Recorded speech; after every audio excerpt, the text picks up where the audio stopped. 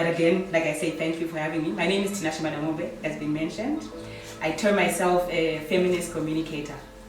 I'm a writer, I'm a blogger.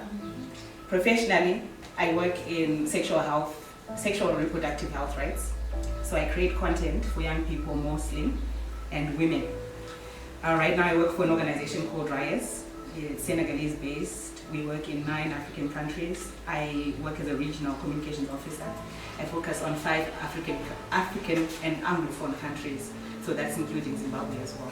So we create content for young people, for women, focusing on narrative change. How do we change the way that people think when it comes to women's health and all that. Besides that, I also have an organization, community-based organization called the Dorcas Project, where we work with vulnerable children and young women, and also work with orphan children. So where this started mainly was we have Christmas parties and Christmas in July parties in different orphanages. This was birthed from, I was just thinking around what did I enjoy when I was younger. And for me, what I look forward to per Christmas was the Christmas party. But you discover that kids in orphanages never actually get to experience this. The same as my birthday is such a big deal to me. I even celebrate my half birthday on the 4th of November. So I know how big a birthday is. And interacting with children that are in orphanages gave me the perspective that they never got this chance. Because I'm telling you, some of them, and these kids have never actually seen a balloon or even had a chance to have that cake. So that's where the birth came from. I also lead on an initiative called Stitching Futures.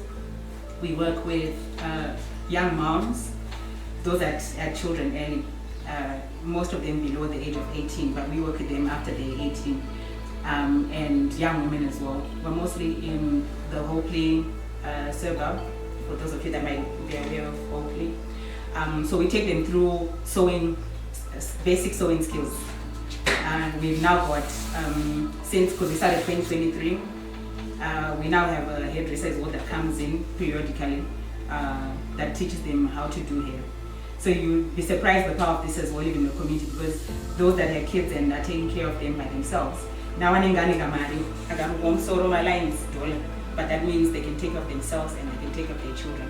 So last year we did get a small grant. We were funded by the Zimbabwean German Society. So I got a small grant last year, and we implemented the program.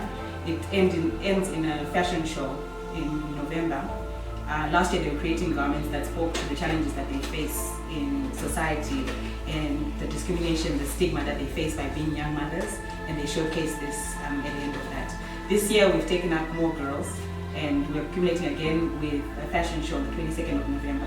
But this year we've introduced upcycling, where they're using old clothes to make new garments.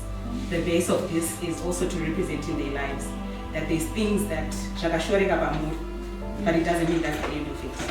And it means you can be better.